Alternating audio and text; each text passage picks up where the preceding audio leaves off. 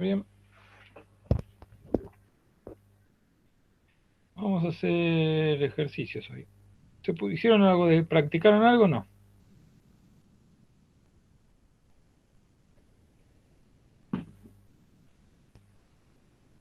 ¿Alguno practicó?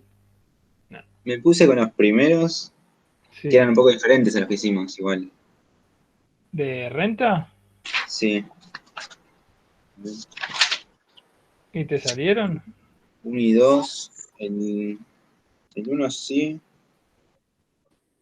Con el 2 me trabé. A ver con el 2.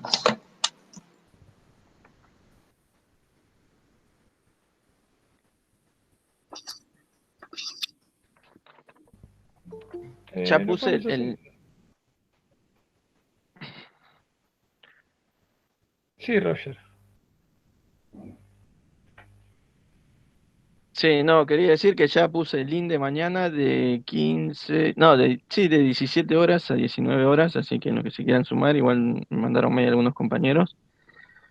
Así que ya está en el documento compartido, mando el link, Bien, bárbaro. ese es, está justo en la primera. Eso nada más, Francisco. No, buenísimo. Bárbaro, muchas gracias. Aprovechen, que les ofrecen hacer ahí una 17-19, sí, o sea, por eso se puede, si se quiere sumar a alguien, me parece que es una buena oportunidad. Pues a la hora del parcial lo van a agradecer, lo van a valorar. Tienen una opción más. Bueno, a ver, vamos a empezar entonces. ¿Hicieron alguno más? ¿El 2, el 3? Si quieren hacemos el 2.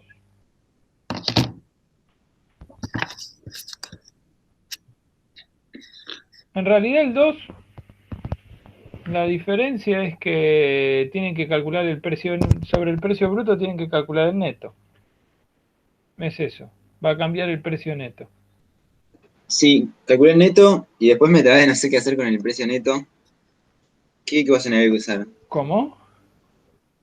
Con el precio neto, ¿después qué hacías? Y con el precio neto vas a sacar la diferencia de precio. O sea, con el precio neto, en realidad la diferencia de precio, pero la diferencia de renta. Vos haces precio neto por cantidad. ¿Qué datos te da esto? A ver, porque hay que usar los del anterior. Precio neto por cantidad te va a dar el ingreso bruto, ¿no? Claro, por Y eso. no tenés Y el eso sin costo. descontar los costos de producción. Eso no lo tenés, me parece. ¿O sí? Porque Sí, necesitas sacar el margen bruto. Y en para eso, realidad te da los datos del anterior. Dice, utilice los datos del anterior. Entonces te da el capital inmovilizado, que con eso sacas el costo de oportunidad, y los gastos especiales de cultivo. Entonces ahí los costos los sacás de ahí. Y podés sacar entonces, con los precios, podés sacar. Si en realidad si pudiese sacar los costos medios, y haces precio menos costo medio, y con eso sacas la renta. Ni siquiera hace falta sacar ingreso bruto, si uno quisiera. ¿Me siguen? Haciendo esta fórmula. Vos vas a comparar el precio, lo comparás con el costo medio.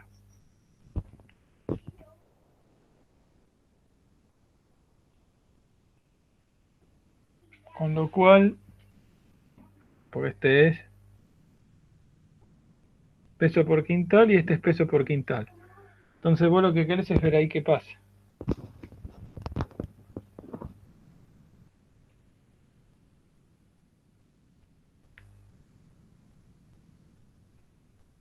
No hace Claro, falta. ese valor sí te lo dan, me parece. ¿Cómo? Y Ese porque vos, valor sí. sí, te lo da, porque vos fíjate que dice parta de los datos del previo. Que en el previo, fíjate que te daba rendimiento, capital invertido y gastos especiales. Entonces, para sacar el costo medio, haces costo total dividido cantidad, es el costo medio, ¿no? Sí, te va para Buenos Aires 20, Y entonces es el interés más los gastos de cultivo dividido la cantidad. Que ponele es 123. ¿Cuánto era el costo de oportunidad? Del 5, no del 10. Pensé que era del 10, perdón. A ver que cargue esto.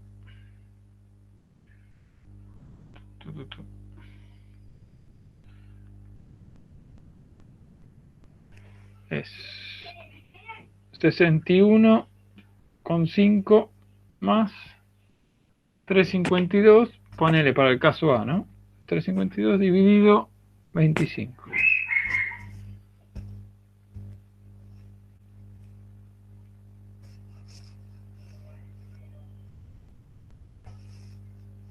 Da un costo medio para el costo medio de la situación A es 16,54. ¿Sí? Entonces, con eso vos lo podés contrastar con el precio.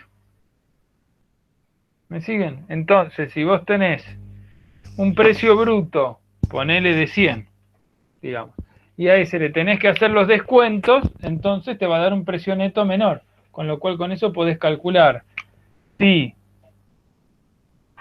el precio neto menos los costos medios son mayor a 0, entonces hay renta. Bueno, podés sacar cuánto es la renta entre uno y otro. ¿Sí? Por ese lado se puede resolver.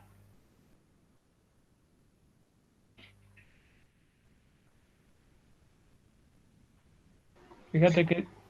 Me parece igual que faltan algunos datos para sacar los costos totales aquí. ¿Por qué? Porque te daba la amortización y costos y gastos generales también.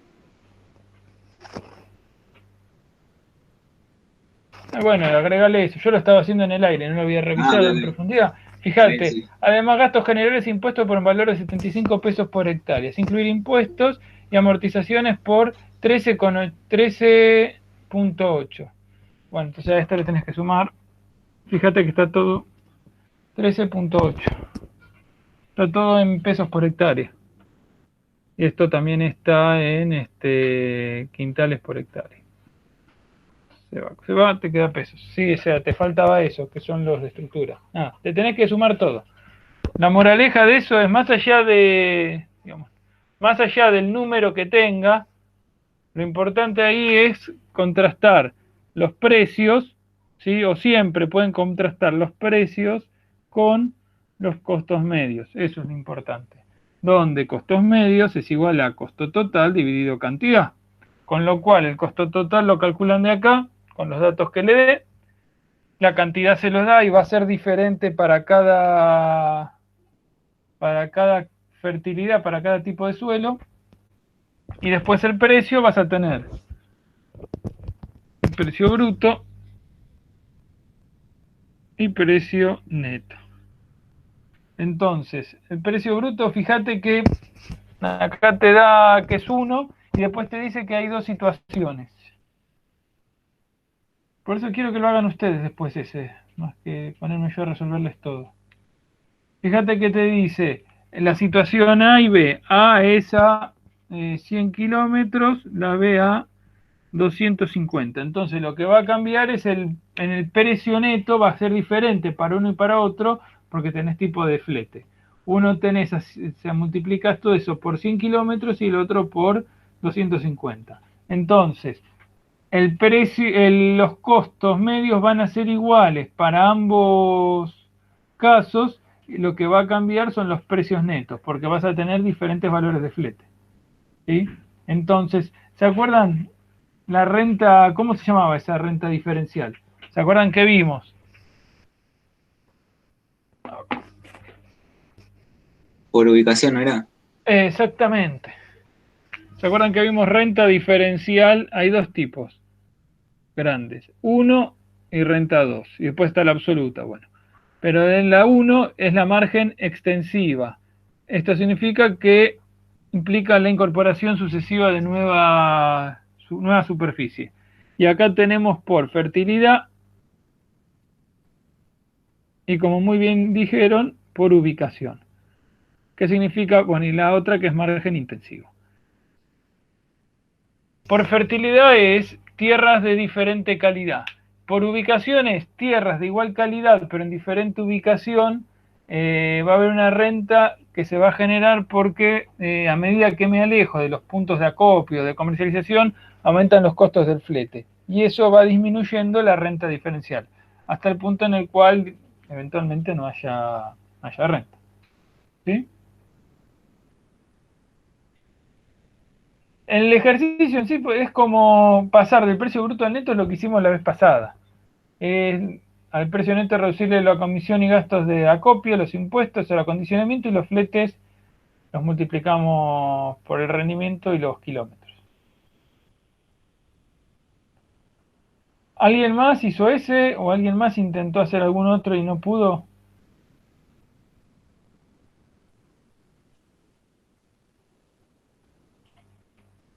¿Intentaron hacer ejercicios? No.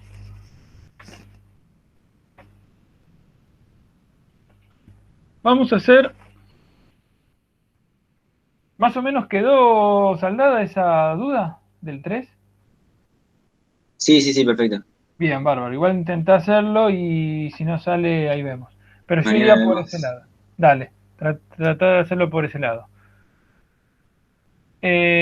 Ahora vamos a hacer algunos numéricos, pero fíjense que hay en la pregunta 5, 6 y las 16 que son teóricas. 5, 6 y 16 son teóricas. Vamos con la 16.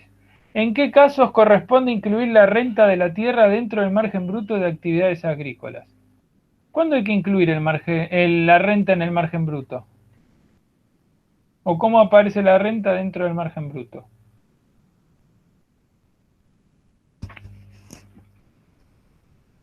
Margen bruto, vamos a ir a separar los dos componentes y renta.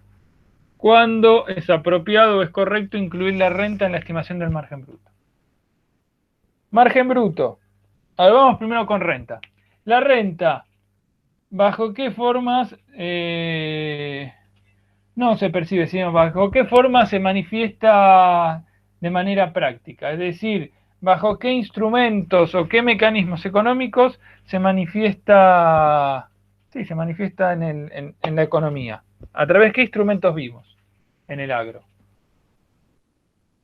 Arrendamiento, a parcería Muy bien. sí, bueno, y contratos accidentales, pero arrendamiento a parcería, ¿no? Sería. Sí, exactamente. Esos son los principales. Aparecería, y si querés ponemos también que está bien, contratos accidentales.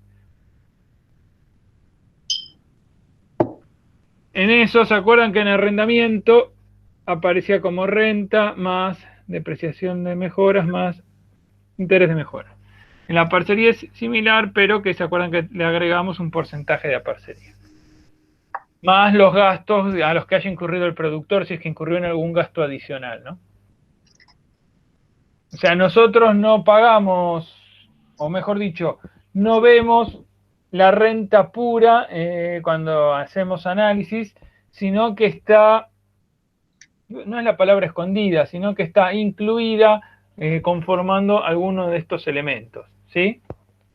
Eventualmente uno lo podría ver en alguna de las partes de los impuestos, que eso lo vamos a ver en los ejercicios 5 y 6, ahora un ratito, pero se acuerdan que los impuestos sobre la tierra graban parte o parcialmente o totalmente la renta de la tierra, ¿sí? Los impuestos inmobiliarios.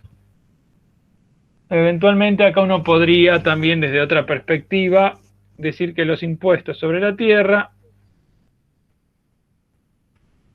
también están ahí metiendo algún componente sobre la renta. O total o parcialmente están ahí haciéndola visible. Pero la pregunta entonces lo que apunta es diferenciar la renta como componente del margen bruto en estos casos que está presente tanto arrendamiento como parcería, a diferencia de si lo trabaja el propietario. ¿Esa sería la idea de la pregunta? En realidad es un poco más directa. Yo estaba dando un rodeo para tratar de traer a colación los dos términos. La pregunta es, ¿bajo qué condiciones yo hago aparecer en el margen bruto la renta. ¿Bajo qué condiciones o bajo qué situaciones el margen bruto incluye la renta? Y entonces ahí acuérdense, el margen bruto, por eso esto era una cuestión, por eso estaba construyéndolo el caminito metodológico, deductivo. Quería hacer la deducción con ustedes. Si hay algo que se pierden, por favor, o que no les queda claro, me interrumpen inmediatamente. La renta se manifiesta bajo esta forma. Ahora, vamos con los arrendamientos, si quieren. En los arrendamientos, ¿qué actores tenemos? ¿Qué sujetos económicos? Hay dos. El propietario y el productor. El propietario. Exactamente. Sí. Propietario o terrateniente, productor o capitalista. ¿Sí? Vamos a nombrarlos indistintamente. Ahora,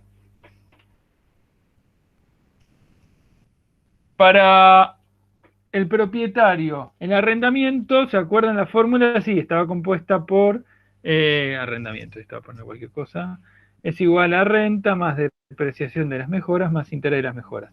Para el productor, ¿cómo se comporta el arrendamiento? ¿Como un qué? Como un gasto. Gasto de arrendamiento.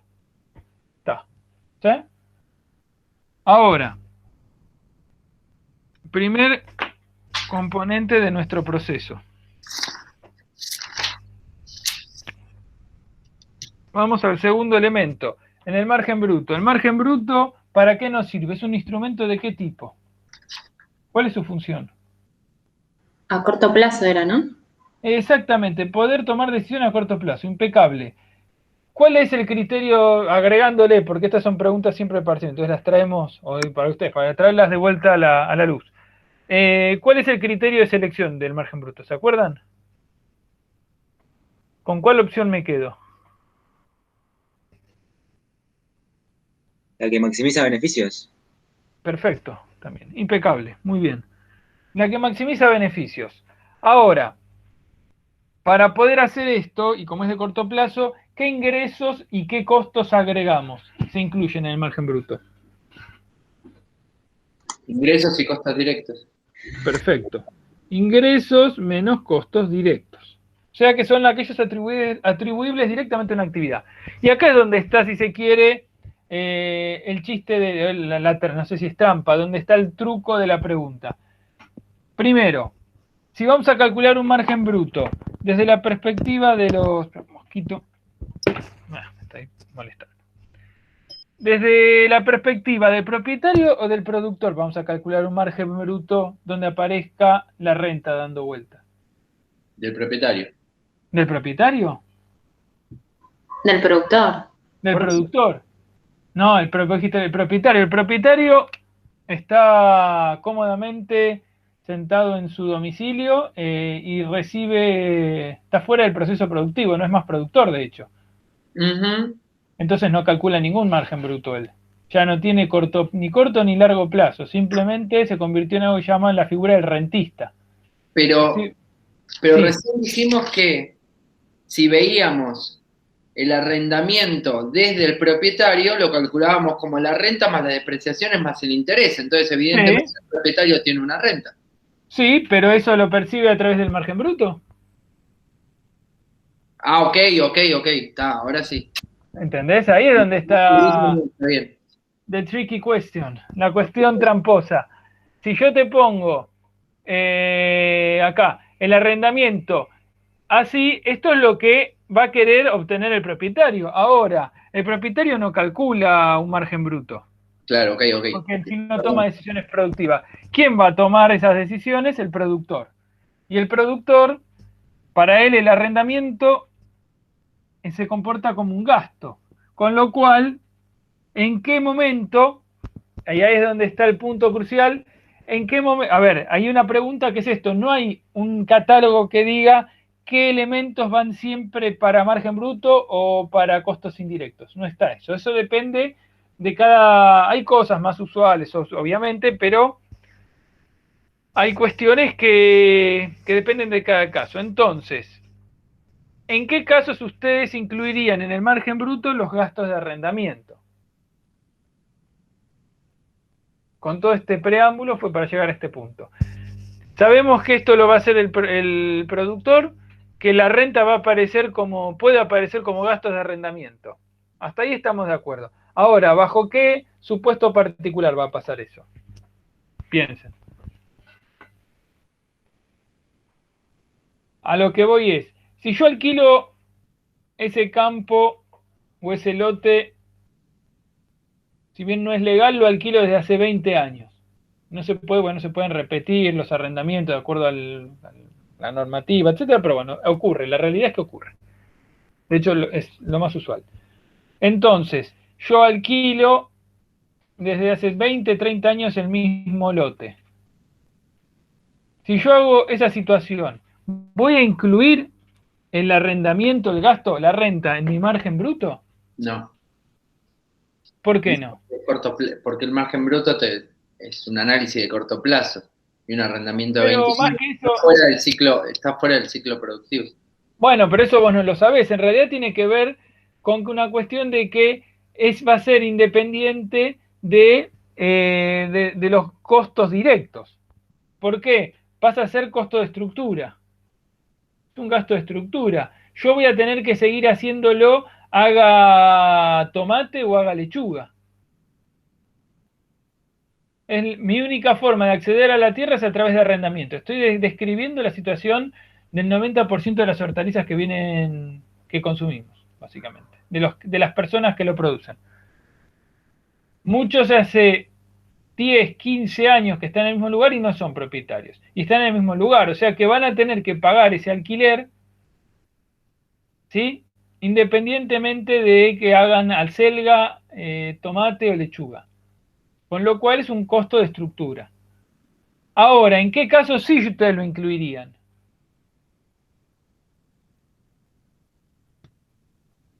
¿En la evaluación de costo de producción? No, porque no nos estamos metiendo en evaluación ni en costo de producción, estamos haciendo análisis de margen bruto.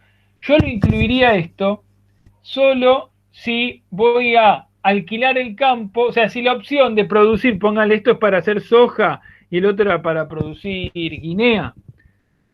Solo si pongo para el margen para hacer soja, tengo que tomar campos específicamente. Más allá de que lo haga después por 3 años o 2, 3 campañas. Pero yo voy a hacer, ya tengo decidido que si calculo el margen bruto de sojas, eso va a incluir arrendar esos campos o esos lotes específicamente. Mientras que si hiciera otra opción, vacas, gallinas o lo que fuera, no lo incluiría. ¿Sí? ¿Y por qué ahí no? ¿Por qué ahí no qué? ¿Por qué, por ejemplo, si... Haría ganadería, no lo incluiría. Porque no? por ahí no lo necesito, esa superficie. Por alguna razón. O viceversa, para hacer soja no. O sea, solo tiene que ser incluido cuando se origina de manera directa por esa actividad. El criterio es bastante básico, por eso no es que hay una regla general y única. Sí hay un criterio que echa bastante luz sobre el tema, que tiene que ver con la pregunta siguiente, que es preguntarse, para saber si un costo o un ingreso es directo o no, es preguntarse si yo elimino la actividad productiva, tomate, ese costo o ese gasto, lo que fuera, ¿desaparece sí o no? En mi estructura real. Si desaparece, era directo. Si no desaparece, es indirecto. En el caso de los arrendamientos, eso va a depender del tipo de contrato que firmes. Exactamente. Claro. Exactamente. Va a depender de varias variables. Por eso no hay un decálogo que diga siempre cómo se va a comportar. Depende de muchas variables. Pero por eso el gran criterio que deberían ustedes plantearse es ese siempre. Si es una actividad que se puede atribuir de manera, un gasto que se puede atribuir de manera directa a una actividad, entonces es directo. Y entonces puede meterse en el margen bruto. Si no se puede atribuir una actividad específica, es indirecto. ¿Sí? Esa es como la regla de oro para margen bruto. Eso es importante porque el año que viene, cuatrimestre que viene, perdón, ya tengo confusión temporal. Cuando tengan en proyectos que va a tener una materia solo de proyectos, van a tener que utilizar varias de estas cuestiones para las matrices multicriterio. Y ahí lo que se suele usar, porque es la información disponible, es márgenes brutos. ¿Sí? Entonces, para trabajar en un sistema de ordenamiento territorial o en matrices de decisión un poco más complejas, solemos usar margen bruto. ¿Sí? Para algunas capas. Para otras cosas usamos indicadores de evaluación de proyecto, evaluación financiera. Eso lo vamos a ver en la segunda parte de la cursada. Van a tener que calcular acá, creo que en la materia de eso, más adelante, algo que llaman los índices de abatimiento, etcétera, que se usa para impacto ambiental, eso, ¿sí? Es una combinación de evaluación financiera, económica y unas variables ambientales. Eso se ve más adelante de la carrera. ¿Pero entendieron eso? Ahora, ¿estamos hasta acá?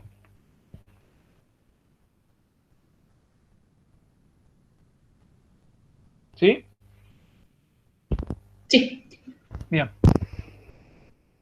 ¿O entendieron todo o no entienden nada? O hay algunos que pusieron eso grabando y después lo ven en la noche. No les importa un pepino. Cualquiera de las opciones puede ser. A ver.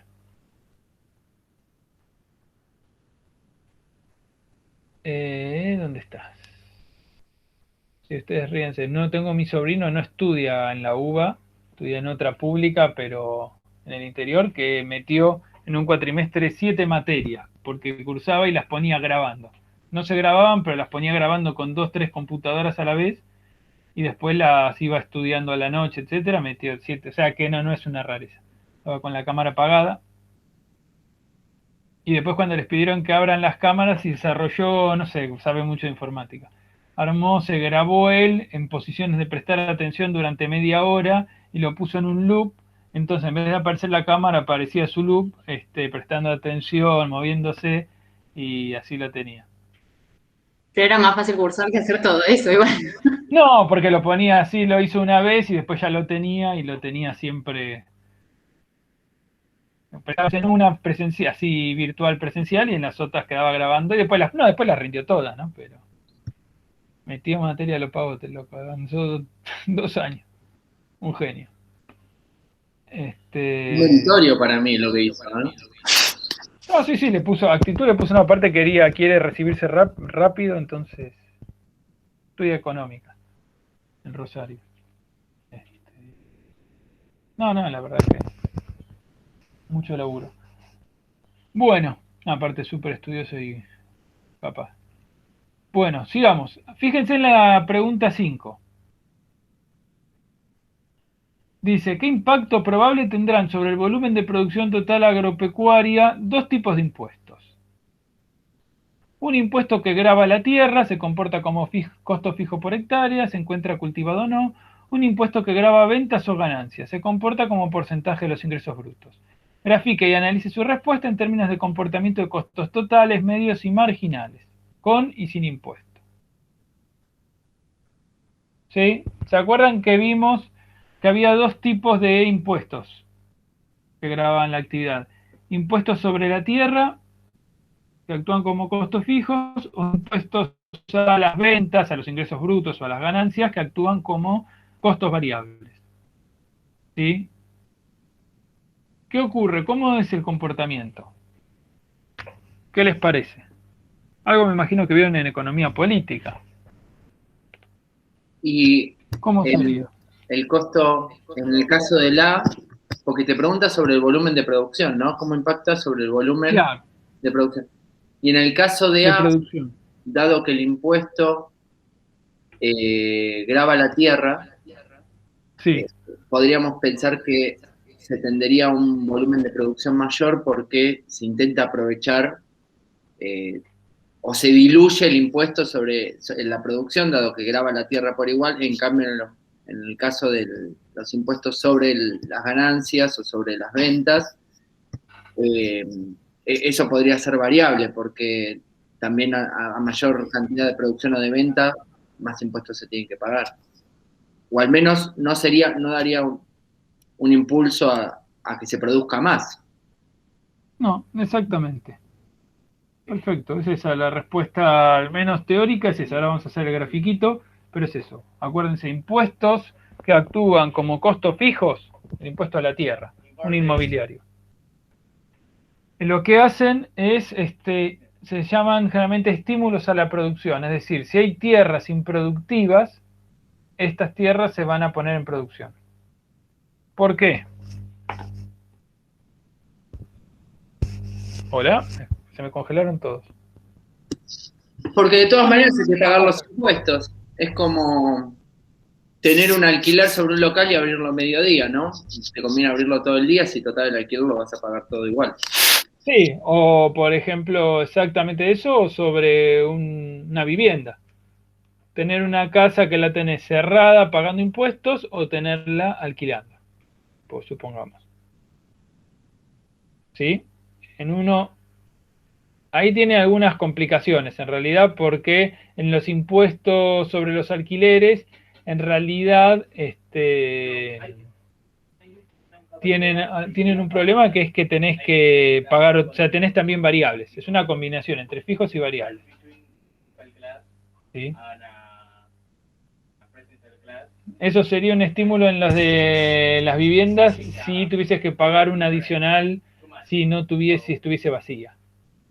Eso existe en Europa, en algunos lugares. Es un poco raro, ¿no? Lo del impuesto. No, raro. De eso lo estoy pensando. Normalmente los productores no buscan tener mayor cantidad de costos variables que fijos, porque Bueno, es una... Porque uno después le suma el interés a su costo de producción y lo demás es variable, no. Ese productor no queda atado a costo fijo. Pero acá el impuesto sobre el costo fijo, es verdad, pensado como lo estamos pensando, impulsa, ¿no? La producción. Ahí es interesante lo que vos planteás en el siguiente sentido. Además, pensemos, ¿se acuerdan cuál es la definición entre un costo fijo y uno variable? Perdón, voy a cerrar la ventana, está mi hijo en clase de inglés, escucha su clase.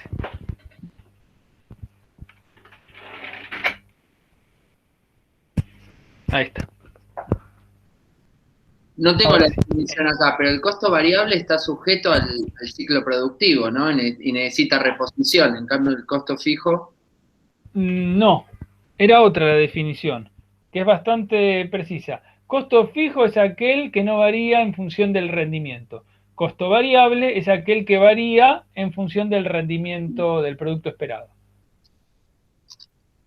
Sí, esa es la definición. Y ahí, pero igual vos dijiste algo que es así. Generalmente uno va a intentar de tener mayor cantidad o mayor proporción de costos variables que de costos fijos. ¿Por qué?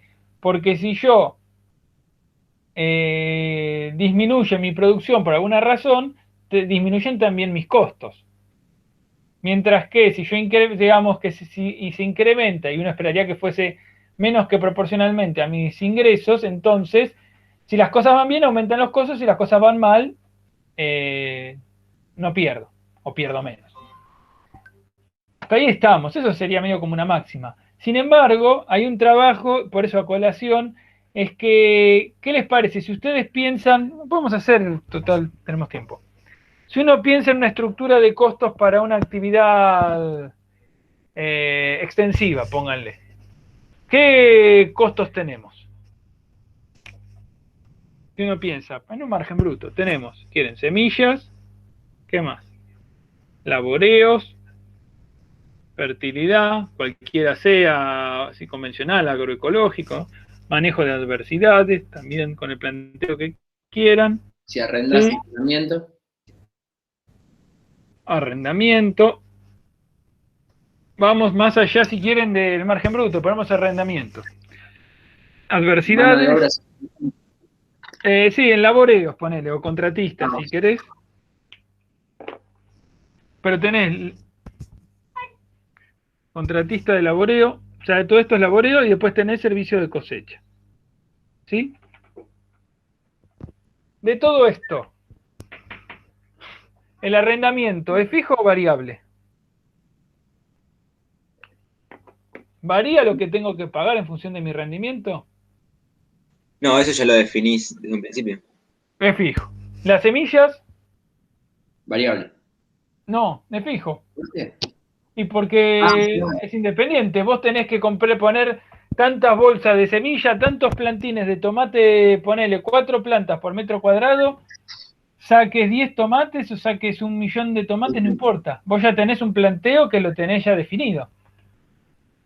Claro, pero es fijo, pero porque es a corto plazo. Bueno, siempre un cultivo es a corto plazo. No, bueno, pero si pensaras en un largo plazo y por ahí si cambias de escala de producción se te transforma en variable. No, porque siempre esto, no, porque vos es fijo, es independiente del rendimiento. No, Nunca va a pero eso es particular para semillas, porque según No, como no, porque vos estás, una vez que vos pusiste la semilla y que plantaste, decidiste vamos a poner 10.000 plantas por hectárea, ponele, 5.000 plantas. Pusiste en kilos de semilla esa densidad. sí, Si después te pasa un huracán y perdés todo, no se está ríen, bien. te agarra una pedrada, una granizada fuerte o una sequía como este año, perdiste todo. La semilla, ¿la pusiste? ¿Sí o no? Pensando con una expectativa de alto rendimiento, pero tuviste que hacerlo como Dios manda, tuviste que ponerla en la densidad planteada. Está Entonces bien, pasa a ser, porque lo estás midiendo por esa densidad, pero si tal vez es ingenuo mi sí, análisis, pero si yo dijese una semilla por planta, sería variable. no, eso no es variable, porque eso tiene que ver con la definición del planteo técnico. Una vez que tomaste la decisión técnica de qué densidad ponés, Bueno, ahí sí. lo pusiste. Y bueno, es la forma en que funciona. Una vez que compraste la semilla y se convirtió en materia viva creciendo, fuiste. Si va Francisco, todo, sí, no, un costo directo que se me ocurrió ahora en base a lo que dijiste, que en mi empresa siempre es el seguro. Claro, en otros rubros, la semilla se podría ver como insumo, ¿o no? siempre es un insumo, pero no estoy hablando si es insumo o no insumo. Estoy diciendo si es fijo o variable. Es un insumo, pero es un insumo fijo. Una vez que tomaste, la pusiste, fuiste. Fíjate, laboreo, ¿qué es? Es fijo. Tenés que pagarle al tractorista que hizo tantas pasadas y le puso tanto gasoil. Saque 100 kilos Sí. o saques nada de maíz como pasó este año o saques 12 toneladas. La fertilidad es lo mismo. Sí, El planteo, fíjate, las adversidades y ahí anda, pero fijo. ¿Qué es lo único? El seguro, fijo. Claro. ¿Qué te quedó? ¿Y la cosecha, no? La cosecha es variable. Porque ese es Generalmente. el final del proceso. Acá porque lo estás viendo ya proyectado, ya una vez que accionaste. Y así funciona. Así funciona, el mundo real funciona así, pero vos fíjate que, como muy bien planteaste, uno buscaría siempre tener costos variables y no costos fijos. ¿Y cuál es la realidad del sector? Bueno, lo que uno ve es que tenés el 90% de tus costos son fijos y no variables. Eso significa varias cosas. Por un lado, fíjate que tiene derivaciones algunas complejas. Una tiene que ver con ¿qué necesitas para empezar la campaña? Póngale que en vez de hacer para salir del soja maíz, quieren hacer lechuga agroecológica y tomate. ¿Con qué tienen que arrancar? Y necesitas una cantidad de capital inicial bastante alto. Lo que se necesita, o lo que se dice, una espalda financiera importante para arrancar. Tenés que inmovilizar, poner plata para hacer una venta al final. Y es todo fijo. Si te va mal, si te va bien, está todo bien. Si te va mal, fuiste, te llenaste de deuda que no cubriste. Y esto no es que fue siempre así. Hay un trabajo bastante interesante, muy interesante, para ser sinceros, de Marce Román con Horacio Giberti, trabajo del año 2004, 2005, que lo que hicieron fue en base a datos históricos, reconstruyeron la estructura de costos para, creo que era maíz y trigo en pergamino, desde el 1900 hasta el 2000. la evolución histórica de la estructura de costos. Y lo que muestra es que hubo un proceso de mayor pasaje de costo variable a costo fijo. Es decir, a principios del siglo tenías mucha mayor cantidad de costos variables. ¿Por qué? Porque muchas de esas decisiones o se hacían en gran parte con trabajo manual, o sea, no había tanta mecanización, con lo cual había más trabajo humano y había más ítems. Estaba cosecha, estaba embolsado, que era porque había que poner en bolsa, había acarreado, o sea que tenías más presencia humana, si se quiere, en el agro, lo cual implicaba mayores costos variables, y varios de estos o eran menores o sí estaban muy vinculadas a los niveles que ya se esperaban de rendimiento. Entonces, como se fertilizaba tarde y con otras técnicas, o no se fertilizaba, a veces se esperaba, o sea, si la cosa venía mal, directamente no se fertilizaba. Se hacía posteriormente, se tiraba abono, etcétera. Lo mismo con el laboreo, que se hacía con caballos al principio.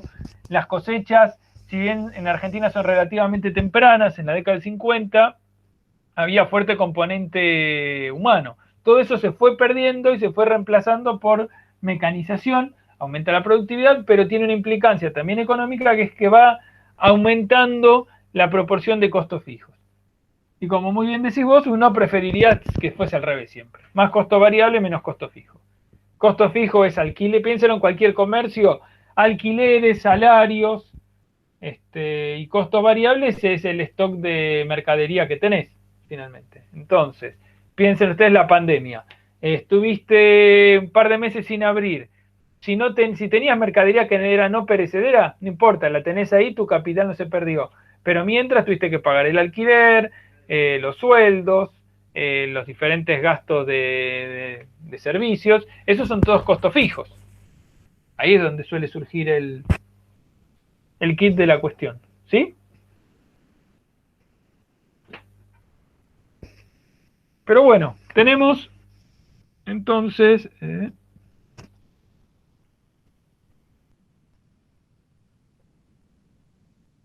fíjense, ahí vamos a graficar con este. ¿Cómo es el gráfico de costos? Tenemos una proporción, ¿se acuerdan? De costos fijos y otra de costos variables. ¿Sí? Esa es la estructura de costos totales. O sea, este componente y este. Fíjense, si yo incluyo un impuesto sobre la tierra, ¿qué va a pasar con los costos fijos? Entonces, aumentan. Este es sub 0, pónganle que se vaya acá. Sub 1. ¿Y con los costos variables pasa algo? No pasa nada. Te cuesta lo mismo producir una unidad adicional. Mientras que, ¿qué pasa con los costos medios y los marginales? ¿Los costos marginales se modifican? ¿Se acuerdan qué es el costo marginal? Es el costo por cada unidad extra producida. Exactamente, perfecto. Es lo que cuesta producir una unidad más, que está en vinculación directa con los costos variables, finalmente. Es la pendiente, la función esta. La derivada, perdón, de la función. Mientras que, o sea que no pasa nada. ¿Y los costos medios qué pasan? Sí, aumentan, ¿no? Aumentan, claro, muy bien. Una cosa así, por ahí dependiendo del tipo de impuesto, póngale que va a aumentar así. Sí, está. Costos medios sub 1. Lo que va a pasar es que, póngale que acá estaba el precio de venta. Sí, por acá, póngale. Lo que va a pasar es que aumentan los costos medios. Pero siempre el incentivo es a producir más. Tenés más costos, pero en la medida que producís más, esos costos tienden a diluirse. Y en realidad la función esta va a depender mucho del tipo de actividad. Es decir, costo fijo, lo importante es que más allá de la curva, es impuestos que actúan como costos fijos, se las considero históricamente un estímulo al incremento de la producción y a la entrada, más que eso, es a entrada en producción de tierras ociosas. Es decir, si yo tengo, en realidad tiene que ver también cómo surge el impuesto a la tierra. Es decir, si yo cobro un impuesto a la tierra que tiene vinculación directa con la renta potencial, es decir, con lo que uno estima vinculado a la fertilidad de ese suelo, yo voy a estar, si es variable, o sea, si lo hago variable por zonas, no hago un mismo impuesto para todos, una alícuota igual, sino que sea una alícuota variable en función del rendimiento. Si yo tengo tierras de gran calidad paradas, ociosas, voy a pagar un impuesto proporcionalmente superior. Con lo cual, si yo quiero diluir eso, tengo que producir. Era la base de parte de uno de los diagnósticos que había hasta la década del 70, 80, que se decía que uno de los problemas del sector agropecuario era la baja incorporación de tecnología, ¿sí? Y la presencia de tierras ociosas. Con lo cual, el estímulo para incorporación de tecnología que aumentara la productividad y la entrada en producción de tierras ociosas, simplemente por especulación o abandono, era generar impuestos a la tierra, más que iba a decir elevados, vinculados a la renta potencial de la misma. ¿Sí? Yo si cobro un impuesto a la tierra con renta vinculado a la renta potencial, lo que voy a hacer como estímulo es que entren en producción. Ahora, eso es una caracterización o diagnóstico de la década del 70 y 80. En la actualidad, el sector agrario, dependiendo, no es todo homogéneo, dependiendo del sujeto productivo al que estamos refiriéndonos, pero en muchos casos tienen niveles de, por lo menos para los cultivos extensivos, tienen niveles de productividad muy elevados. ¿Sí? Muy elevados. Entonces, si no hay casi tierras ociosas, de hecho ahora se está cultivando hasta en las banquinas. Entonces, el problema acá en la región pampeana no son las tierras ociosas, ese es un debate antiguo.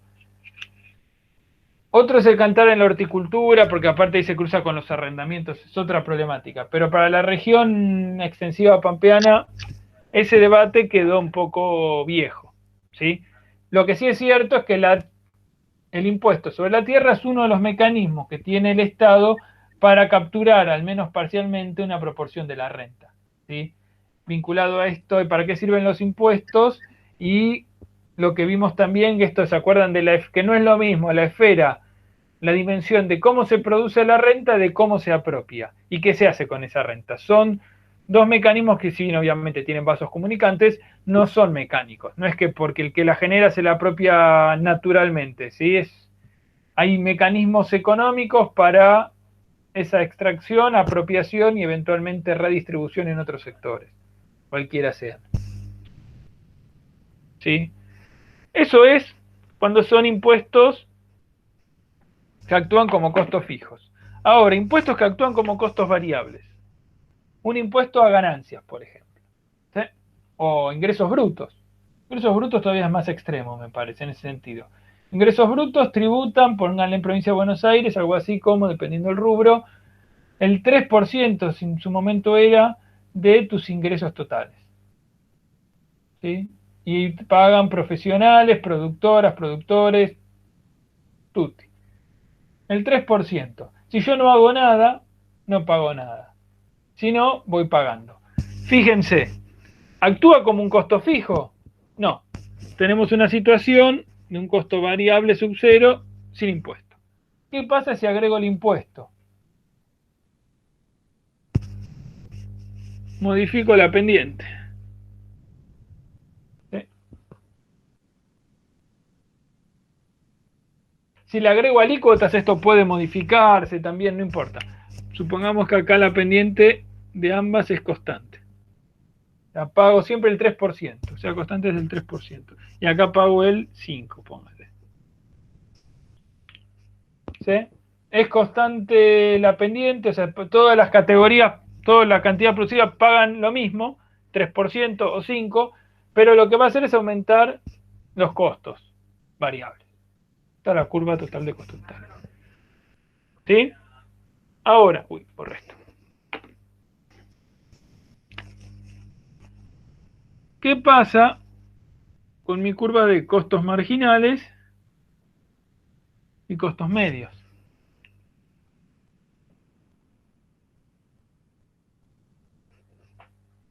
los costos medios, a los costos marginales, ¿qué les va a pasar?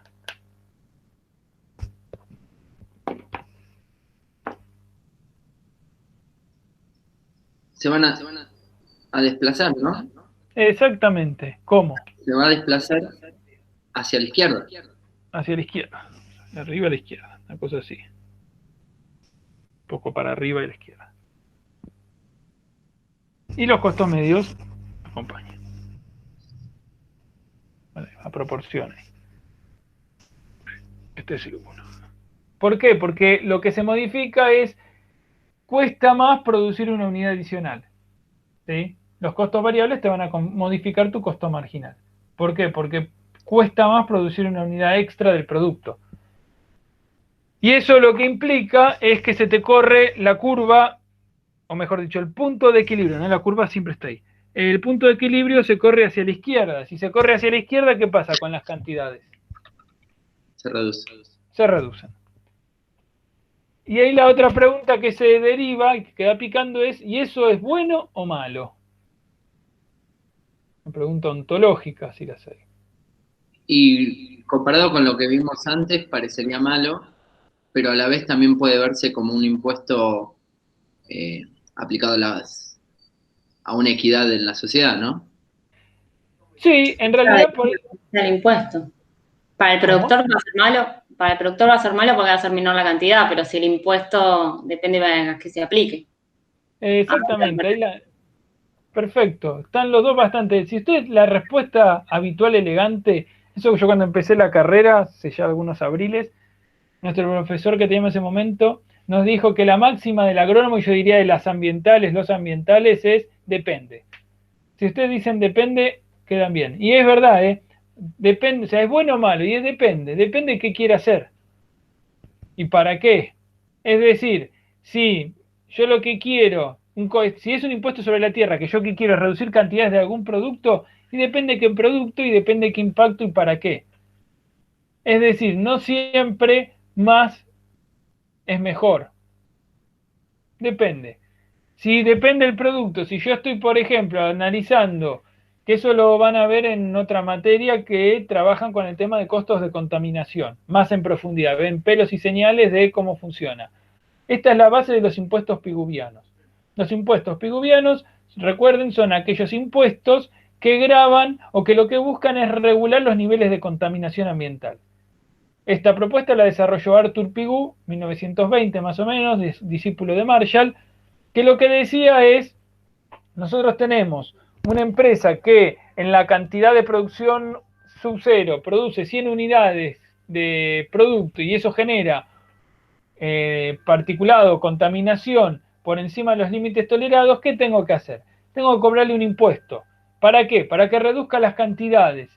Y si reduce manteniendo el mismo patrón tecnológico, reduce las cantidades y se reduce la cantidad de productos contaminantes hasta umbrales permitidos. Esa es una de las bases genéricas para cobrar impuestos por basados en la contaminación. Reducir el nivel de contaminación hasta umbrales tolerables, ¿sí? Hasta emisiones autorizadas, etc. Es la base de los impuestos piguvianos. Entonces, sí, no, en realidad la respuesta es depende, un gran depende. Más o menos venimos con esa vez eran preguntas teóricas.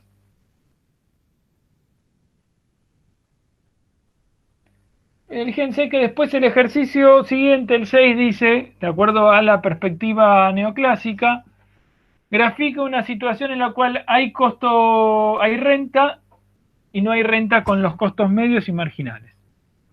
¿Sí? Costos medios.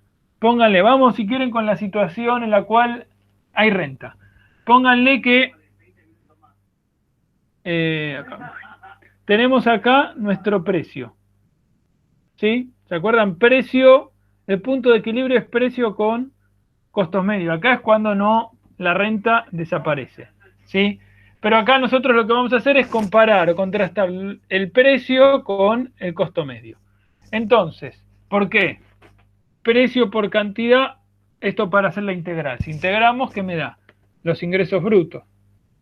Costo medio por cantidad, ¿qué me da? Si incluimos el costo de oportunidad, ¿no? El costo total. ¿Se acuerdan?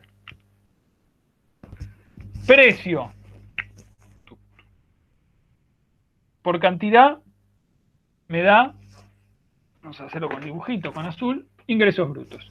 Si yo lo grafico, es toda esta superficie. ¿Sí? Si yo hago... Perdón, Fran, estás haciendo el gráfico sin renta extraordinaria, ¿no? con renta extraordinaria ahora. Ok. Primero con.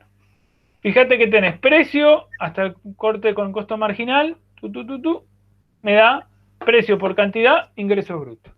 Ahora, si yo hago el costo medio, que es este, o sea, acá la proyección es este, número, costo medio por cantidad, o sea que estoy haciendo esta superficie, vamos integrando, es esto. ¿Qué me da esto? Los costos totales. Pero este aquí que, ¿cómo son los ingresos con respecto a los costos? Mayor. Mayores. Entonces surge una superficie, que es esta, ¿sí? Esta superficie verde, con el punto, para no quiero ponerle nombres de fantasía, pónganle A. El punto P, A, C y PCM, esta superficie es la renta extraordinaria. Que en este caso tenemos renta extraordinaria. ¿Bajo qué condiciones esto no ocurre? O sea que no hay renta extraordinaria. Tenemos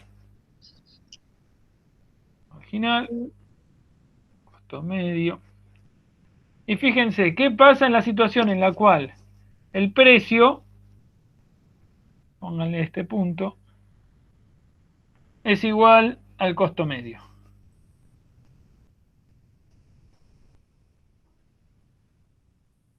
¿Qué va a ocurrir? En el punto donde esta sería, perdón, el anterior era las tierras A, póngale que esta es las tierras C, con este costo medio, ¿no? Este es el precio, y este es el costo medio de las tierras C. Y ahí el costo total sería igual al ingreso bruto y no habría renta extraordinaria. Exacto, perfecto, es eso. Ya está, ya pueden dar seminario de costos medios.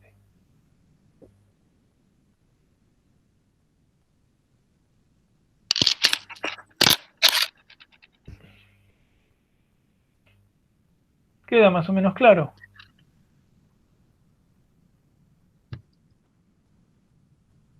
O sea, perdón, ¿el precio sería igual al costo fijo? ¿Está bien lo que digo? El precio sería igual al costo medio. A este. Esta es la curva de costos medios. Perdón mi letra horrenda. Pero ¿te acordás que en la curva anterior pusimos una... No, pero eran costos medios. Costo fijo fue anterior, que era, ¿se acordás? Cuando teníamos que ver el impacto de los impuestos con costos fijos y variables. O sea, Esto es costo medio, costo marginal.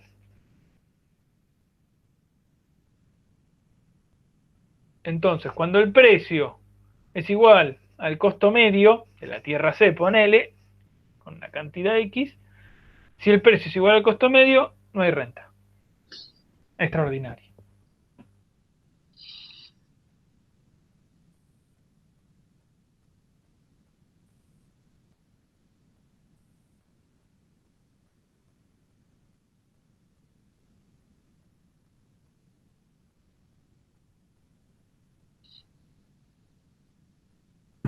¿Estamos más o menos eso? Ok, o sea, ese sería el precio más bajo que querría aceptar un productor, ponele. Exactamente.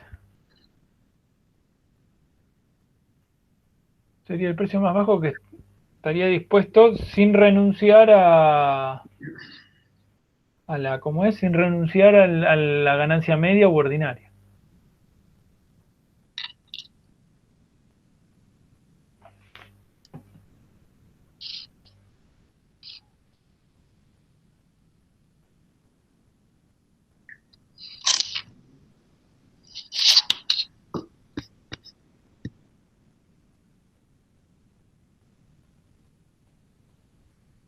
¿Estamos más o menos con esto?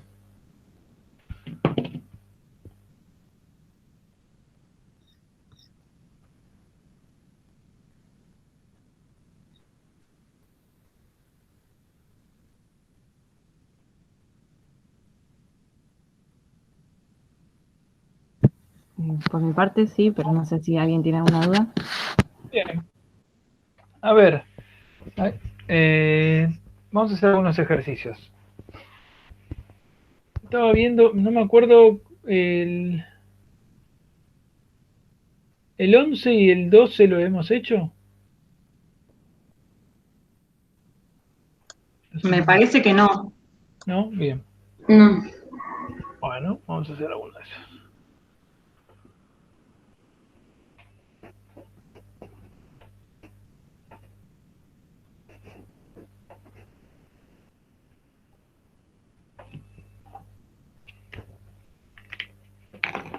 Ejercicio, vamos con el 11. Dice, calcule la renta de la tierra en una zona del partido de Tres Arroyos, en una explotación en la que el propietario, por una superficie de 100 hectáreas, para producción de trigo candial, rinde 35 quintales con fertilización, cobra un canon de arrendamiento de 300 pesos por hectárea. Vamos a anotar. 100 hectáreas, rendimiento, después vemos qué va y qué no va.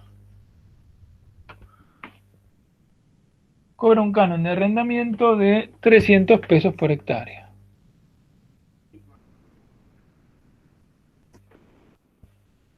El costo total de producción, que incluye la ganancia media del capital invertido, es de 450 pesos por campaña. Por hectárea. El alquiler del campo incluye mejoras valuadas en 100.000.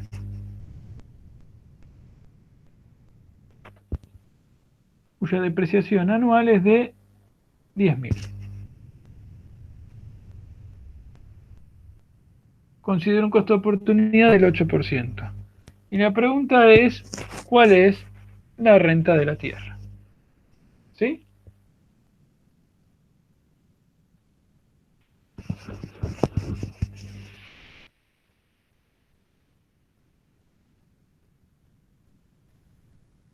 ¿Por dónde arrancarían ustedes? Cambiando de carrera, alguno me dice, no. ¿Por dónde? ¿Depreciaciones? Más sencillo. Y claro, pero antes de eso, ¿con qué? Nosotros vamos a trabajar con margen bruto acá. Y fijémonos. Y pero si usás la ecuación de arrendamiento, Ahí va. ¿Cómo saca sería? de ahí. Que era ¿Cómo sería? arrendamiento renta más depreciaciones más interés. Muy bien. Y Fíjate, perdón, la de margen bruto no te da ninguna cosa de costos directos ni de margen bruto, entonces no tenés mucho para agarrarte para ese lado. ¿De qué lado estamos? ¿Del propietario o del productor? Ah, estaba releyendo justamente eso y habla del propietario, sí. Bien. Dato importante, es propietario, no es productor. Muy bien, acá dijo su compañera, arrendamiento, renta más depreciación las mejoras, más interés las mejoras. Bueno, ¿Por qué dice lo del canon de arrendamiento? y ahora podemos ver. Porque ¿cuál es la duda? ¿Cuál es nuestro interrogante? ¿El rendimiento? El rendimiento. No, el rendimiento no, la renta, perdón. Ah, la renta, ok. Eh,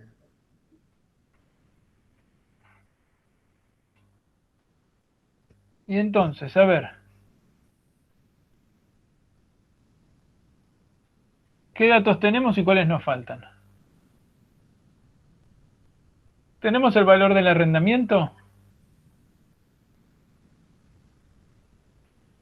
sí, 300. Eso es lo que yo no estoy entendiendo. ¿Por qué tenemos un valor de arrendamiento si es el propietario el que produce? ¿Será porque quiere saber si le conviene alquilarlo y si está bien el canon que está cobrando? ¿O qué? O no, te pregunta cuál es el valor de la renta. Te dice, usted tiene este dato, esta es la incógnita. Yo lo que quiero saber es esto. Esa es mi duda. ¿Qué debería hacer para obtener este término? ¿Cómo debería hacerla? ¿Cómo despejarían los términos ustedes? Pasás restando las depreciaciones y los intereses. Exactamente. Renta es igual a arrendamiento menos depreciación de las mejoras menos interés de las mejoras. ¿Sí?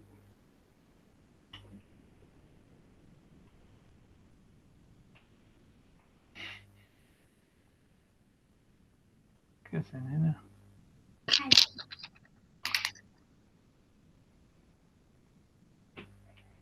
¿Qué pasa?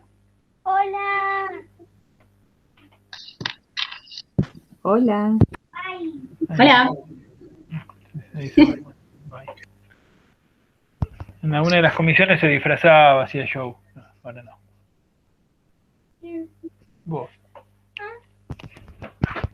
A ver, tenemos, renta es nuestra incógnita. Arrendamiento, ¿lo tenemos? Sí, 300 pesos por hectárea, ¿no? La depreciación de las mejoras, ¿de cuánto es? De 100.000 por todo el lote, ¿no? ¿No era Claro. 10.000? 10.000. Pero, como bien dicen ahí, que tienen que prestar atención, es por todo el lote. ¿Qué tenemos que hacer nosotros? Ah, dividido por 100. Dividirlo por la superficie. Son 100 hectáreas. Y del interés de las mejoras, ¿qué sabemos? Y Candela y la moto, ¿de cuánto es las mejoras? Es el 8% por los 100.000, ¿no? Pero 100.000 ¿para qué superficie? Para todo, claro. Entonces, ¿con qué lo tenés que afectar? Con la superficie trabajable. 100 hectáreas. Bueno, vamos a hacer el cálculo. 300 menos 100, ¿no? No, menos... Sí, 100 es, Francisco. 100. Menos... 80 te da. ¿Cuánto da total? 300 menos 120. 120. O sea que nuestra renta es de 120 pesos por hectárea. No sé si daba 100 en ejercicio, pero el camino está impecable. Así que sí, está perfecto. Sí, sí. Llegamos bien. Llegamos a buen camino. Usted ha llegado a destino.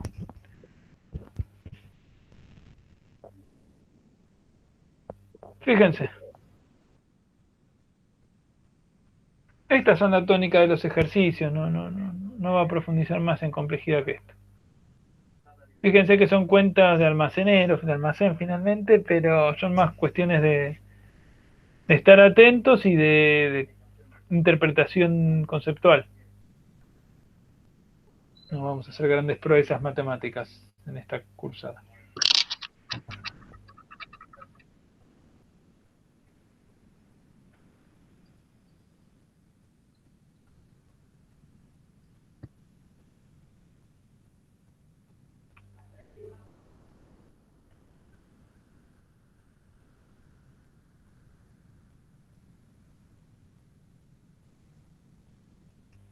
¿Estamos?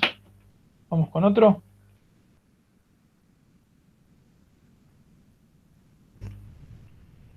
Hacemos alguno más y ya los libero. Si quieren.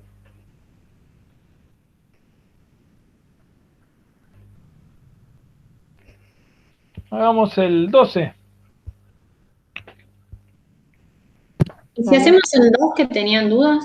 ¿El 2? Bueno, hagamos el 2. No me acuerdo quién era que tenía dudas. Dale. Vale, hagamos el 2. Dice, calcula el valor de la renta diferencial para dos establecimientos que producen en Buenos Aires, con datos del ejercicio anterior, agregando los siguientes datos. Bueno, vamos a ver Buenos Aires. Esto es el ejercicio 2. Buenos Aires tiene rendimiento en quintales por hectárea de 25. Capital total 1230 y gastos especiales de 352 pesos por hectárea.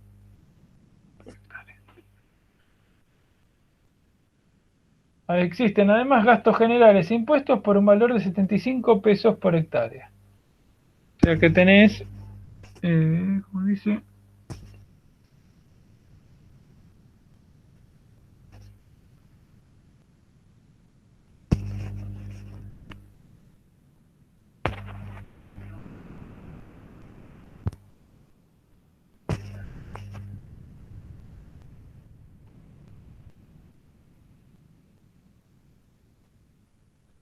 Bueno, ¿qué es lo que hay que hacer acá? Me preguntan calcular la renta, pero con estos nuevos valores de gasto de comercialización. Con lo que vimos ahora, ¿a partir de cómo calcularían ustedes la renta a partir de estos datos? Tenemos, bueno, el precio bruto, ¿cuánto es? Si quieren lo ponemos. Precio bruto,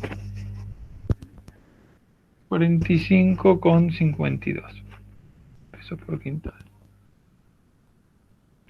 Y después tenemos los gastos de comercialización, que son comisión,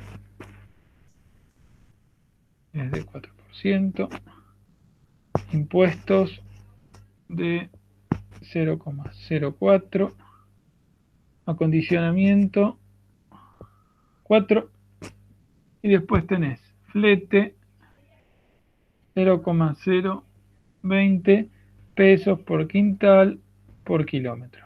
Y tenemos la situación A 100, la situación B a 250. Bueno, tenemos gasto de comercialización, tenemos ya estructura de costos, tenemos el precio bruto y gasto de comercialización. Me piden calcular la renta. Con estos datos, como hemos visto, ¿cómo harían el paso, cómo harían la deducción, el paso lógico para llegar a un resultado? ¿A partir de qué datos tienen y qué tienen que calcular? ¿Qué cuentarían?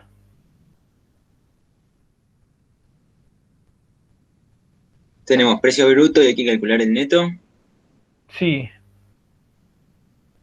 Y después tenemos que calcular los costos medios. También, que eso era del punto anterior. Ahí va. Y después hacemos, con estas dos cosas, hacemos precio neto menos costo medio. Bueno, y es nuestra incógnita, a ver cuánto nos da de renta. Para el caso A y B. ¿Sí? ¿Quieren que calculemos primero el precio bruto y el neto, digo? Vamos a empezar por ahí. A ver. Total. Tenemos precio bruto de 45,52. Y nos dice que tenemos un gasto, en gastos de comercialización tenemos comisiones. ¿Se acuerdan que eso no lo metemos en los costos? Porque eso generalmente nosotros no lo logramos ni percibir como un costo que tenemos que inmovilizar, sino que lo vemos como un descuento en el precio. Entonces hacemos 45,52 por 0,04 me da 1,8. Los impuestos es 0,04 dividido 100, 0,0004 por 45,52.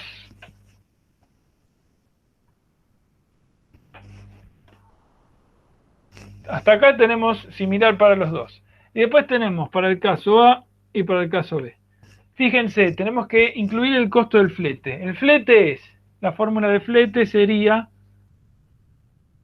el costo, o el valor, vamos a poner así. Es el valor por kilómetro, por quintal, ¿sí? Por los kilómetros, por los quintales, por hectárea. ¿Sí?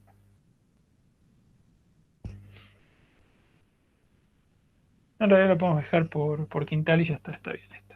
Eso lo vamos a usar cuando hagamos tasaciones. Tenemos 0.02 pesos por quintal por kilómetro.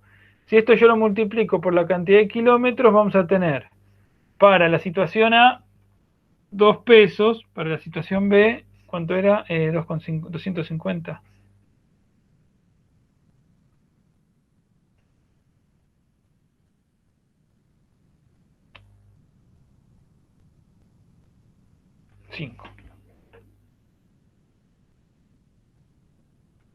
¿Hasta acá me siguen lo que hicimos? Entonces vamos a tener, si quieren hacemos la suma, los gastos de comercialización de A y los gastos de comercialización de B. Los de A van a ser... Perdón, igual esos 2 y 5 pesos es por quintal, ¿no? Sí, pero como hacemos todo por quintal después, todo esto va a quedar en claro. pesos por quintal, así que está bien.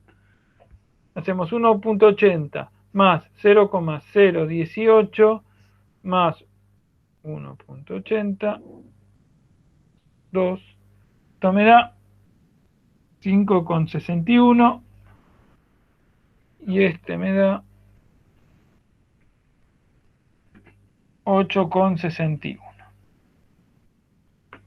Entonces, ahora hacemos precio bruto menos gasto de comercialización y eso nos va a dar 45,52 menos 5,61, 39,91 pesos por quintal de precio neto A. Precio neto B es igual a 45,52 menos 8,61, 36,91 pesos por quintal. Precio neto B. ¿Hasta acá estamos? Vamos a ponerlo por acá. Esto lo voy a borrar. Ponemos precio neto A, precio neto B. El A es, dijimos, 39,91. El B, 36,91.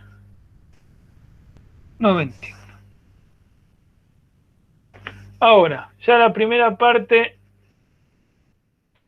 acuérdense que lo que queremos sacar es precio menos costos medios. Esto ya lo tenemos. Vamos con los costos medios. Los costos medios no son más que los costos totales dividido la cantidad. Puede ser costos medios, todo esto por hectárea, ¿no? Que teníamos. Fijémonos que tenemos. Acá. ¿Cómo los calculamos? Vamos a hacer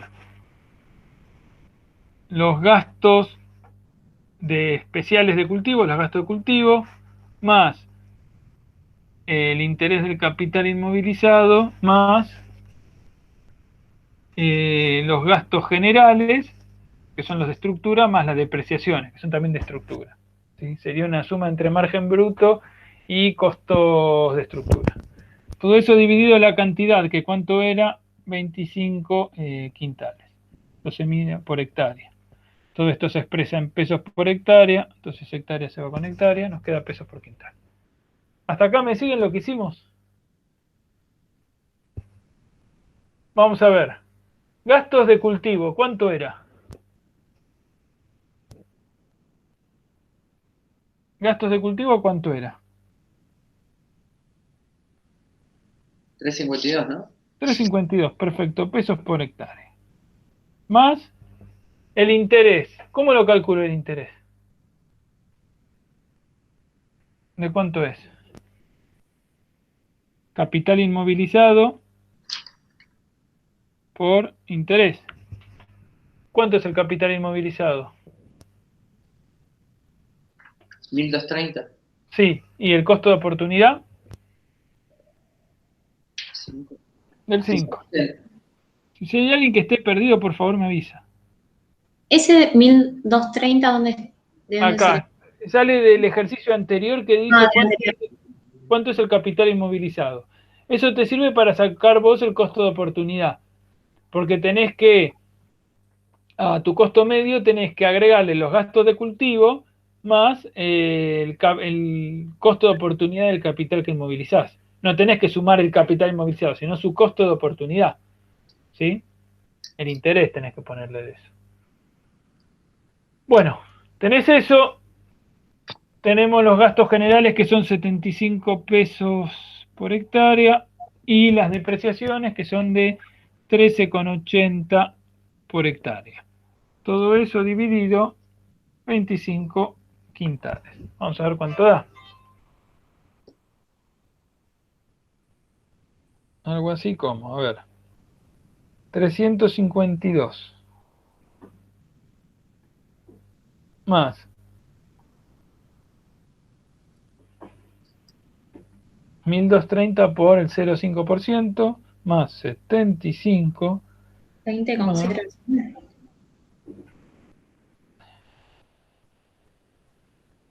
20,092. Muy bien, sí. 20,92 pesos por quintal. ¿Sí?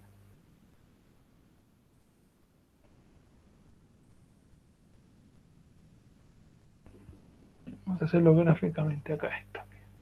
Si yo lo graficara sería, esto es para la tierra, vamos a hacer A y B. Las depreciaciones, ¿en cuánto estaban? Que no se va a ver. El último. Lo borré. Esto 13,80. Ahí va, gracias.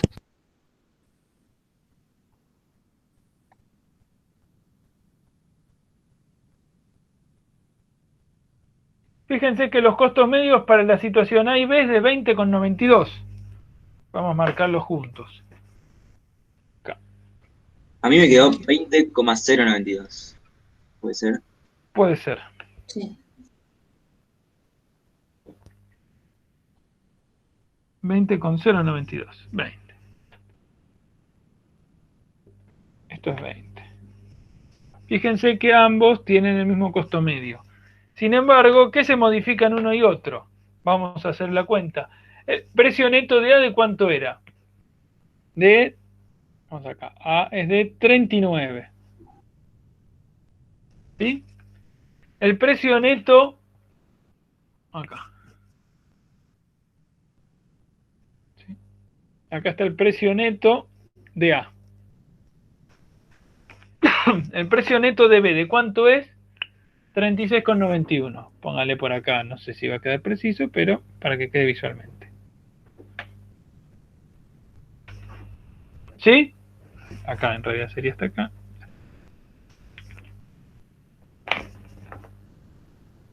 Entonces, la renta de uno y otro, ¿cómo la estimo? Es esta diferencia.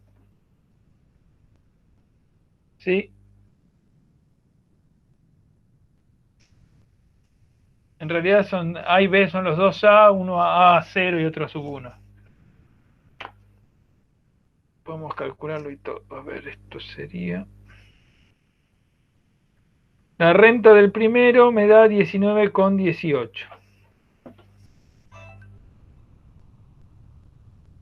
Y la renta del segundo, 36,91. 16,80. Entonces ahí surge la renta diferencial. Esta es renta diferencial 1 por ubicación. ¿Sí?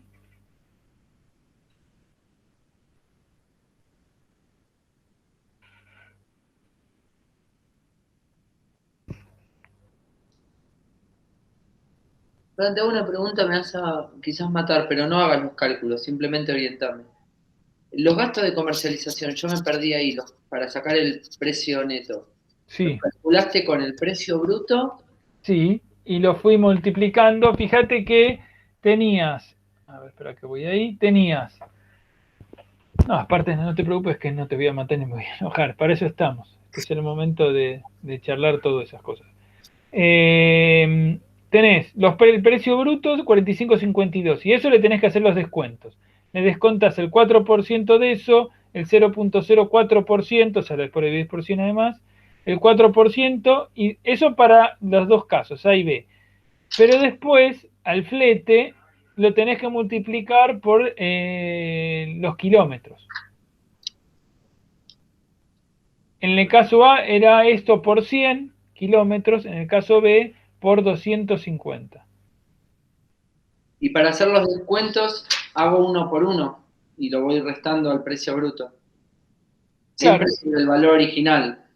La comisión sobre el valor original, el impuesto sobre el valor original, el acondicionamiento sobre el valor original, sumo todo eso y se lo resto al bruto. Sí. Ok. Sí.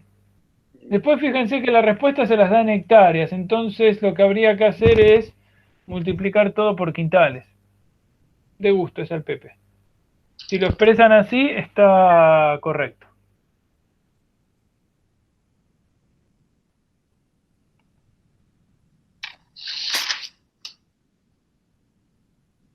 Porque lo que se puede, en realidad es el otro camino, pero es lo mismo, se lleva al mismo lugar.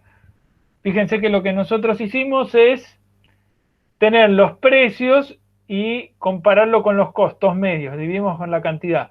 Si por el contrario nosotros manteníamos los costos medios, en realidad de costos medios, trabajamos con costos totales y a los precios netos los multiplicábamos por cantidad, calculábamos los ingresos brutos.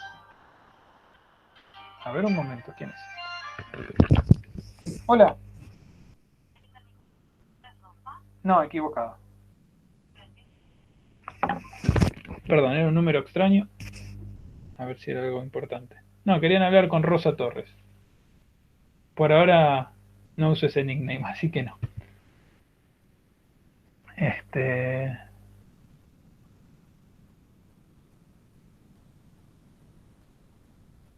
Eso. No hay mucho más. Ya está, digamos. Eso y... Pero si me lo presentan en pesos la renta, en pesos por hectárea o pesos por quintal, ambos caminos para mí son correctos, digamos. Son dos formas de expresar lo mismo. Y es dos caminos que te llevan al mismo lugar, así que no hay problema.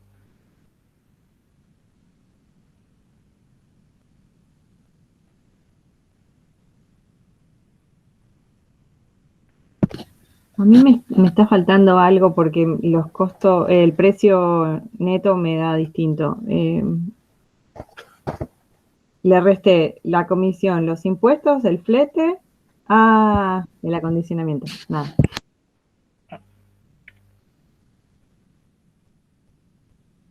Bueno,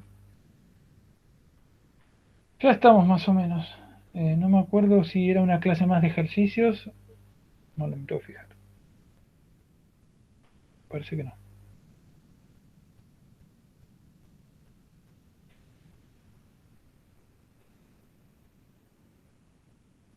¿Digo bien? Bárbaro. Óptimo.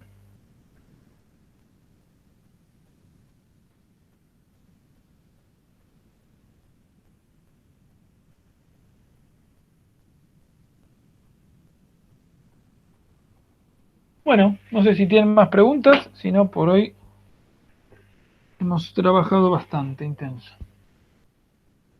Sí, yo hay algo que no entendí acá, que creo que tiene que ver con lo que te preguntó Andy, pero me perdí en lo que te preguntó Andy, así que lo voy a volver a preguntar igual. Que acá la respuesta, no sé si estará bien o no, la respuesta da otra cosa, no sé si es que hay que pasarlo. Es indistinto, lo que te decía es por eso. ¿Y cómo digamos? Hicieron dos caminos. Tenés dos caminos para calcular esto. Por eso les decía, los dos van bien. O haces la renta como precio neto menos costos medios, ¿sí? Lo que haces finalmente acá lo obtuviste, ¿cómo obtuviste el costo medio? Costo total dividido cantidad, ¿sí? Y acá tenés, porque tenés que expresar todo en pesos, o sea, la renta expresada en pesos por quintal, o la segunda forma es la renta expresada en pesos por hectárea. ¿Cómo lo obtenés? Haciendo ingresos brutos menos costos totales. Entonces, lo que hiciste en nuestro caso es precio neto por cantidad, que eso no lo hicimos. Nosotros dividimos la cantidad en los costos totales. Son dos formas de expresar la renta y las dos son correctas. Pues la expresás en pesos por quintales, cuál es la renta implícita en cada quintal producido, o cuál es la renta implícita en cada hectárea cultivada. De las dos formas llegás al mismo camino. La diferencia es que en uno las cantidades las dividís sobre, o sea, los costos totales los dividís por la cantidad, y la otra forma es al precio neto lo multiplicás por la cantidad. Y los costos totales los dejas tal cual. De las dos formas, por eso, si eventualmente ustedes lo expresan, porque aparte no le dice nada cómo expresarlo, lo vimos al final. Si les dice que expresarlo en pesos por quintal o pesos por hectárea, uno elige cualquiera. Eventualmente, precio por hectárea o precio por quintal puedo volver a obtenerlo y los puedo permutar multiplicando o dividiendo por el rendimiento. Entonces, si yo esto lo multiplico, la renta por quintal por el rendimiento, la paso a hectárea. Si el peso, la renta por hectárea la divido por los quintal, por el rendimiento, me da en pesos por quintal. Eso lo manejan ustedes. De las dos formas está correcto.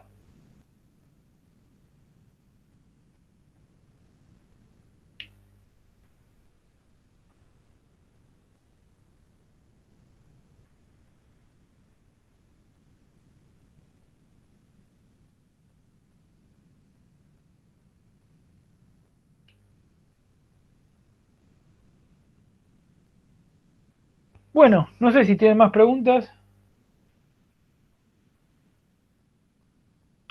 No, yo tenía, de vuelta me surgió la duda de la modalidad del parcial que habíamos hablado en la primera clase.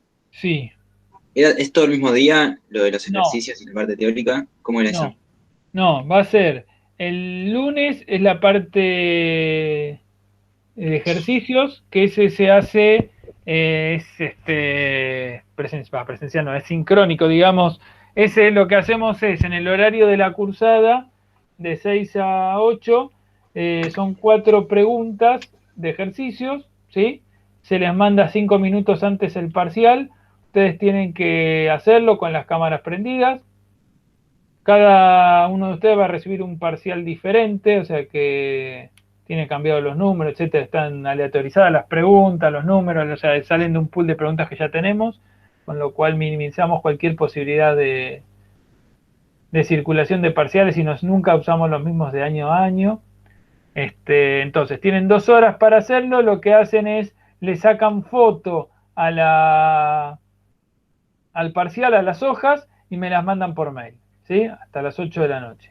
Y después, la semana previa, vamos a poner un cronograma para que vayan anotándose, porque el examen oral son, en principio, 3 preguntas, son orales, teóricas, y entonces les vamos a ir tomando, con auxilio de alguna o algún ayudante, les iremos tomando las preguntas teóricas, ¿sí? Pero eso nos tomamos los 4 días restantes porque no podemos sino tomarles a todos de un saque. Porque aparte nos lleva todo el día y si hay alguno que trabaja o lo que fuera, lo vamos acomodando. En 3 días, 4, le tomamos a todo el mundo. Ahí va, mejor. Perfecto. Bárbaro. Y el jueves clase normal. Si llegamos a tomar, sí, si no, no hace falta. Okay. Porque es semana de parcial, digamos. Bien. Bueno, buenísimo. Porque seguramente algunos no van a haber terminado de tomárseles el examen oral. Entonces partimos todos iguales y después le vamos tomando en función de cómo se coordine la semana. Y la semana siguiente, que es la de la 2 de mayo, es cursada normal, digamos. Podemos dar clases porque es la intermedia, pero no podemos tomar parcial. Ahí ya arrancamos con la segunda parte de la cursada. Todavía nos falta tema teórico. ¿Se suma algún tema de ejercitación? No. Son estos dos, renta y costo. Sí, creo que eran estos. Porque después tasaciones entra... No me acuerdo, ahora me tengo que fijar. Tasaciones y unidad económica creo que entran para el segundo. A ver, espérame un segundín. Ya se me hizo un matete.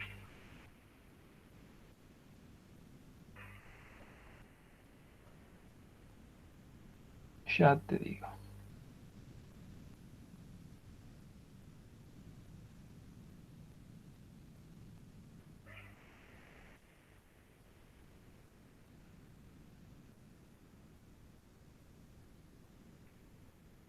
Sí, entra uno más.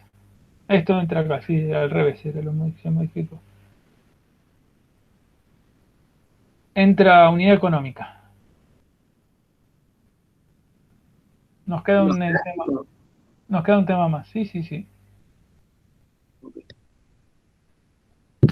Y eso es el capítulo 5 de... A ver. Es el del libro verde, unidad económica y economías de tamaño y escala. El lunes arrancamos con la teoría y el jueves hacemos la práctica.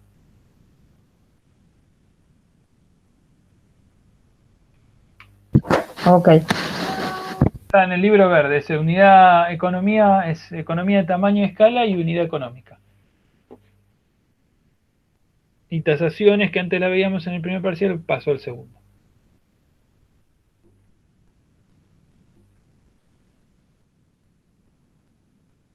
¿Hay menos temas ahora? No, son los temas similares, pero los cambiamos de orden. Porque es más corto el cuatrimestre ahora. Va, o Sí. este por lo menos. No, lo que hicimos fue achicar las cantidades de clases de ejercicios, etcétera. No, los temas no los podemos acortar, no se pueden sacar temas. Lo que hay que hacer es comprimir las clases de práctica. Habitualmente para costos y renta le poníamos una clase más. Por eso se achicó. Se achicó todo lo que es ejercitación, pero los contenidos no podemos eliminar.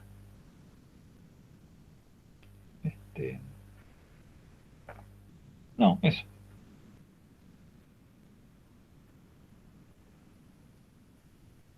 Bueno, estamos.